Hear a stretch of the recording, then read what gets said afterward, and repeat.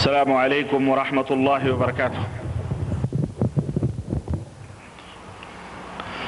الحمد للہ نحمده ونستعینه ونستغفره ونؤمن به ونتوکل علیہ ونعوذ باللہ من شرور انفسنا ومن سیئات اعمالنا من يهده الله فلا مضل له ومن يضلله فلا هادي له ونشهد ان لا اله الا الله ونشهد ان محمدا عبده ورسوله اما بعد فإن خير الحديث كتاب الله وخير الهدي هدي محمد صلى الله عليه وسلم وشر الأمور محدثاتها وكل محدثة بدعة وكل بدعة ضلالة وكل ضلالة في النار.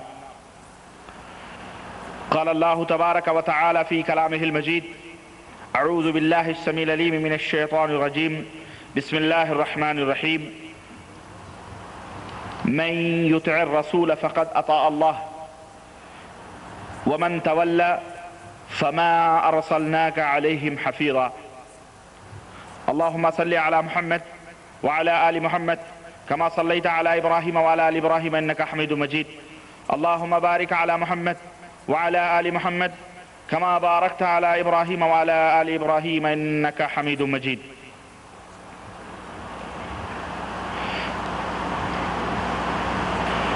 تمام قسم کی حمد و ثنا، کبریائی اور بڑائی اس خالق کائنات کے لیے لائق و زیبا ہے جس نے ہمیں اور آپ کو پیدا فرمایا اور بیش بہا درود و سلام اس ذات مبارکہ مقدسہ پر جو ساری کائنات کے لیے رشد و ہدایت بنا کر کے بھیجے گئے۔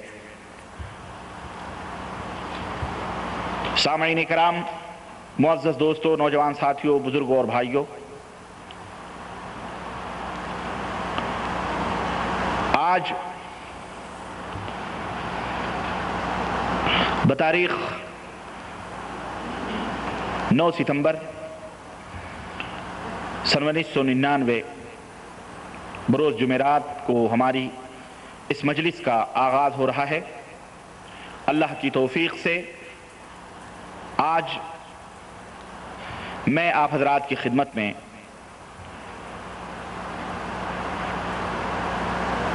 کچھ ضروری باتیں بنیادی طور پر رکھنے کی کوشش کروں گا۔ ویسے میرے اس لیکچر کا موضوع، میری اس تقریر کا موضوع ہو سکتا ہے ایک دو مجلس میں اسے میں مکمل کروں۔ میری تقریر کا موضوع ہے فیضان سنت یا فیضان بدعت۔ آپ حضرات شاید اس حقیقت کو جانتے ہوں کہ ہمارے ہندوستان، پاکستان، بنگلہ دیش میں ملاوٹوں کا بڑا خاص رواج چلتا ہے۔ ہر چیز کے اندر ملاوٹ، کھانے پینے کی اشیاء ہوں یا پہننے اوڑھنے کی چیزیں ہوں یا تعمیر و بنا کی چیزیں ہوں، ہر چیز کے اندر ملاوٹ چلتی ہے۔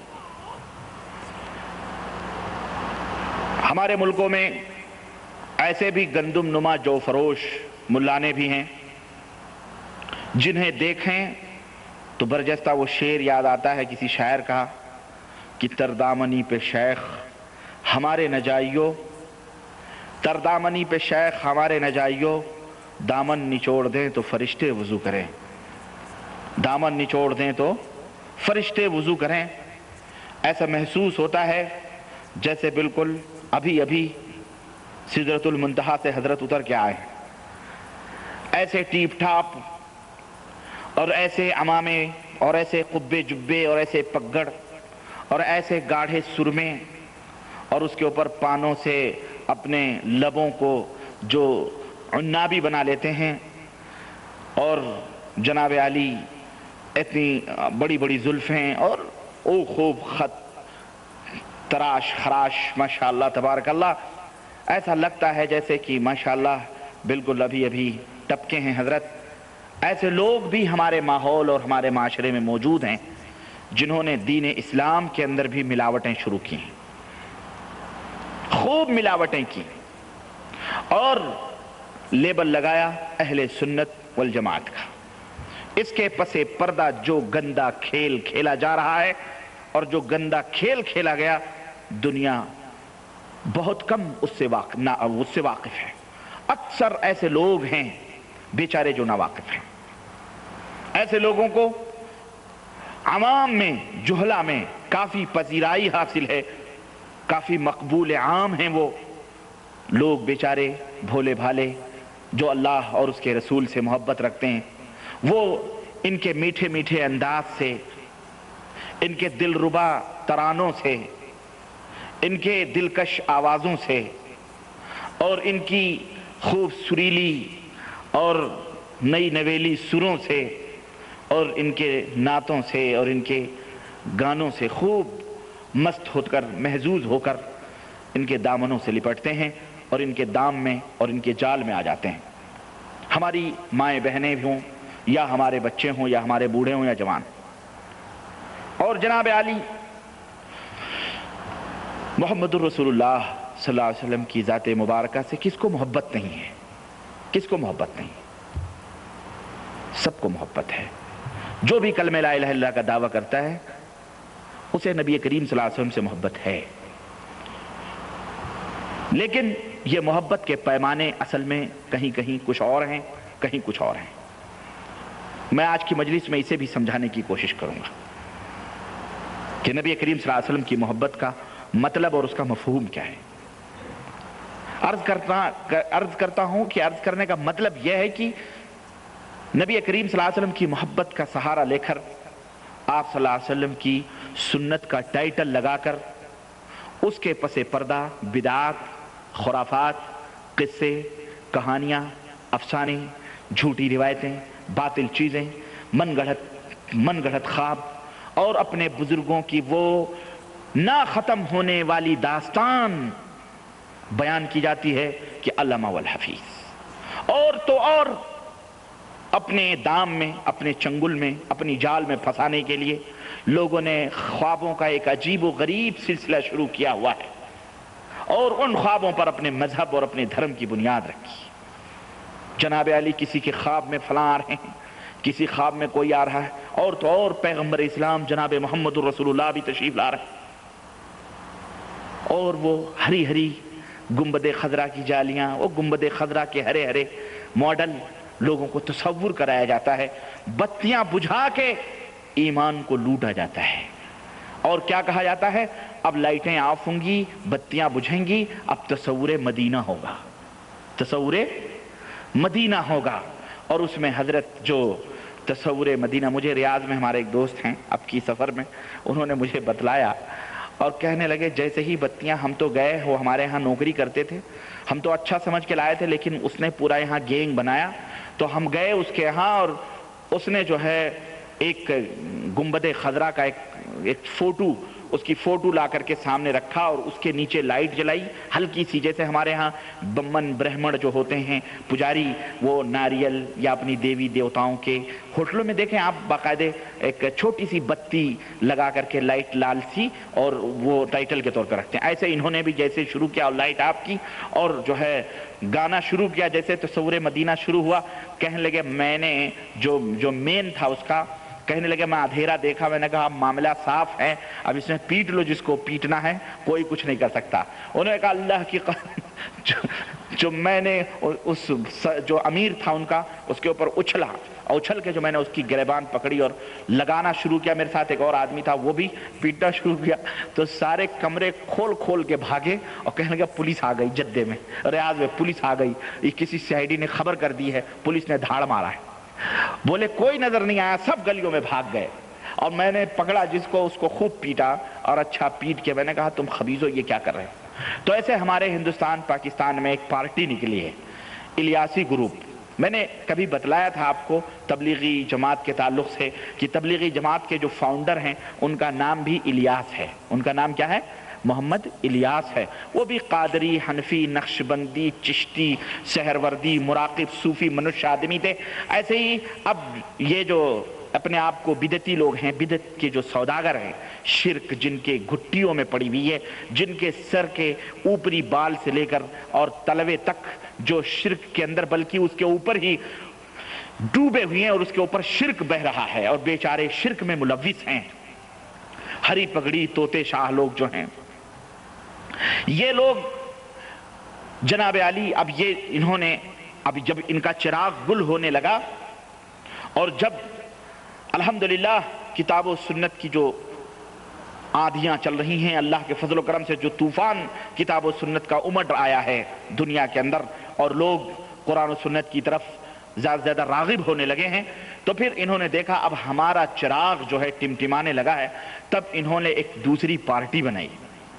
اس پارٹی کا نام جو ہے تحریک اسلامی رکھا. تحریک دعوت اسلامی. تحریک دعوت اسلامی. ہمارے ایک بھائی بیٹھے ہوئے ہیں ماشاءاللہ، یہ پروگرام میں ان کی فرمائش پہ بالخصوص پیش کر رہا ہوں. کیوں؟ اس لیے کہ وہ اس دعوت اسلامی کے بہت ہی سرگرم آدمی تھے اور اللہ نے انہیں ہدایت دی، توفیق دی، تو اللہ کے فضل و کرم سے اب وہ قرآن و سنت کی راہوں پر گامزن ہیں اور توبہ کیا انہوں نے. اور پھر انہوں نے ہی مجھے یہ بات بتلائی کہ آج ہمارے ہندوستان یا پاکستان کے گھر گھر میں یہ کتاب جو میرے ہاتھ میں موجود ہے جس کا نام رکھا گیا ہے فیضان سنت، جس کا نام ہے فیضان سنت. یہ کتاب باقاعدے بطور شادیوں میں دلہنوں کو ہر ایک کو، جس طرح تبلیغی جماعت والوں نے اور یا دیوبندی جماعت والوں نے وہ بہشتی زیور نکالی تھی نا، جس کا بہشتی زیور جو گھروں میں، اب انہوں نے اہل سنت والجماعت کا ٹائٹل لگانے والوں نے بھی باقاعدہ جناب علی یہ فیضان سنت کے نام سے یہ کتاب نکالی ہے اور گھر گھر کے اندر اس کو تقسیم کیا جاتا ہے اور گھر گھر میں اس کا درس ہوتا ہے. جیسے فضائل اعمال تبلیغ نصاب کا درس ہوتا ہے، ایسے انہوں نے بھی انہی کے اس پر. تو میں عرض یہ کر رہا تھا کہ جس طرح الیاس صاحب نے پارٹی بنائی، کیوں؟ جب دیوبندیت کا چراغ گل ہونے لگا اور دیوبندیت دم توڑنے لگی، دیوبندیت قدم قدم پہ ذلیل اور رسوا ہونے لگی اور لوگوں نے دیوبندیت کی چہرے سے وہ نقاب پھاڑا اور اس کے خطرناک اور بھیانک عقیدوں کا جب مشاہدہ شروع کیا، تو الیاس صاحب قادری نے دوسری ایک پارٹی نکالی جس کا نام رکھا گیا تبلیغی جماعت. یہ پارٹی میں نے اس کی تاریخ بتلائی ہے اور میری کیسٹ موجود ہے، تاریخ تبلیغی جماعت. تو اس کے فاؤنڈر تھے جناب محمد الیاس صاحب جو ہے میواتی، دہلی کے رہنے والے تھے، میواتی. اور پھر جب انہوں نے بھی دیکھا سنیوں نے، یہ سنی اپنے آپ کو کہنے والے جو بدعتی ہیں، تو بدعتی خیر دونوں ہیں، دونوں حنفی ہیں، دونوں ایک ہی ڈگر کے ایک ہی راہ کے مسافر ہیں.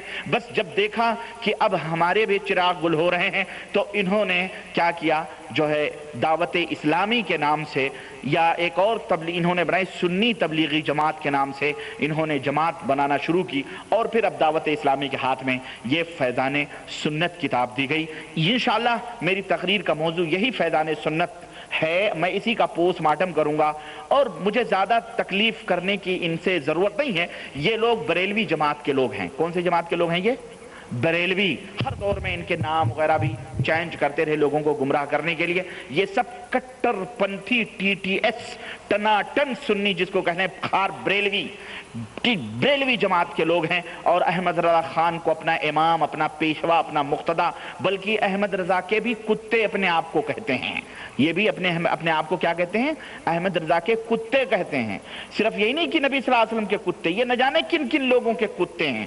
بالخصوص اس کتاب کا لکھنے والا تو اپنا نام ہی نہیں ذکر کرتا ہے، بلکہ جب بھی اپنا ذکر کرتا ہے تو سگے مدینہ ہی کہتا ہے، یعنی مدینے کا کتا.